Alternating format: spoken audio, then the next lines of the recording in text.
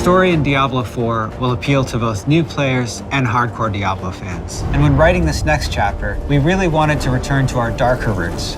Sanctuary is in a very interesting state right now. It's 50 years after Reaper of Souls from Diablo 3, where half of the population was exterminated by an archangel. The world has seen quite a bit of changes, quite a bit of scarring from its wounds that have not totally healed. In these years of death and decimation, power vacuums have opened up and been filled by various factions you'll actually get to interact with in Diablo 4. Heroes of the past that we've known and loved have long since faded into memory, as well as an iconic order known as the Haradrim. The world is a bit broken and wounded, and it's in this fragile state that Inarius and Lilith return, and they are the makers of Sanctuary, and their return may not mean the best for humanity.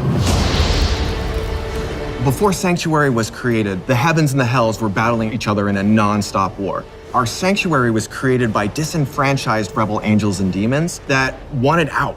They didn't want to be a part of this never-ending war because there was literally no point. Two of those people were Inarius and Lilith. Lilith is a demon and Inarius is an angel. They were part of the eternal conflict between heaven and hell, in which they were constantly fighting with each other. When Lilith captured Inarius, she was ready to torture him, but when she learned that they're of like mind, she became his partner in crime. They stole a singular, most important object known as the World Stone, a massive, iconic, mountain-sized gem that has the ability of creation. Inarius and Lilith helped to create the world of Sanctuary. And that's where the name of the world comes from. It was their sanctuary to hide away from the eternal conflict. They both have similar goals, but as an angel and as a demon, have different ways of going about it.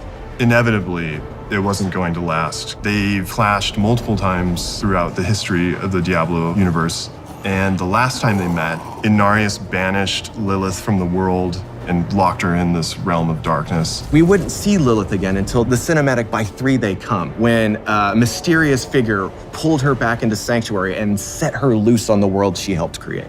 Inarius also suffered when the heavens found out where he was and what he had done, that he had created this world. He was punished and handed over to the burning hells as a peace offering. Because of these two experiences, both Lilith and Inarius do share that they were betrayed and they've been disillusioned. That does not mean that they get along. There's this rare moment in time where Inarius and Lilith are back on the world. It is them fighting each other with humanity as their battleground.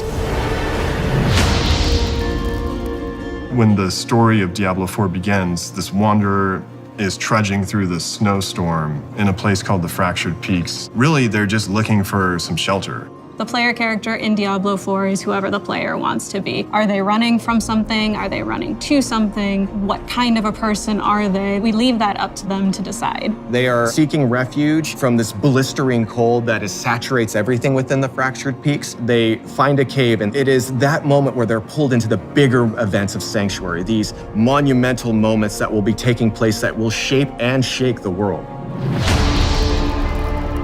It has been 50 years since Malthael, the aspect of death, culled about 50% of humanity. Humans struggle to survive in that 50-year gap after that massive culling. The humanity itself is trapped between the high heavens and the burning hells, and each are trying to influence humanity in their own way.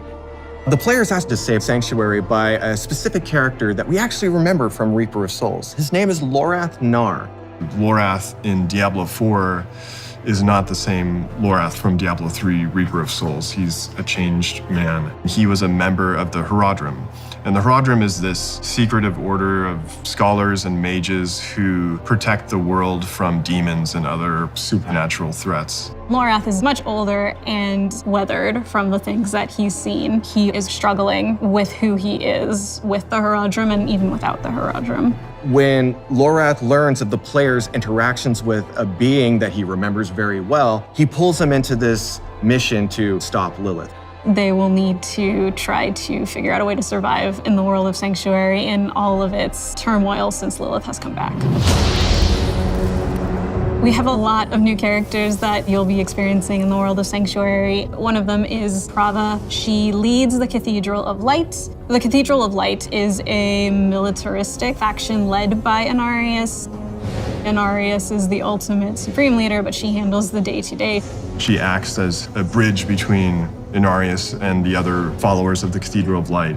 She was at rock bottom when Inarius met her. As you can imagine, on Sanctuary, life is brutal. Inarius uplifted her and taught her the tenets of the Cathedral of Light. Ever since then, she's become his most loyal, fervent follower. She would do anything for him, and she just really believes in what he stands for. Inarius is in various states of bitterness. You're seeing a faction that has done as much good as necessarily bad. You as a player get to decide how you feel about those actions, and Prava will be at the forefront of all of it. Donan, he's one of the Herodrim. He is this very gifted mage who also is a scholar. We find him in this place called Scotsglen, where he's made a name for himself and become something of a hero. In Diablo 4, we'll find out what Donan's relationship with Lorath is and the Herodrim, and how he became a hero in this place.